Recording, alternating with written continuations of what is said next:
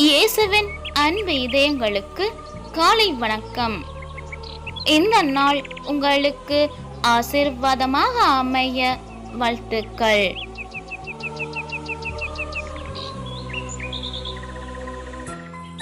இப்புதிய நாளுக்கான ஆசீர்வாத இறைவசனம் மத்தேயு அதிகாரம் 5 இறை வார்த்தை 3.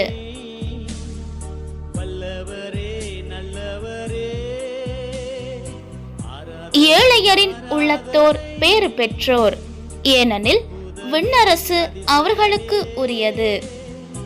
உந்தன் நாமம் உயர்த்தியே பாடிடு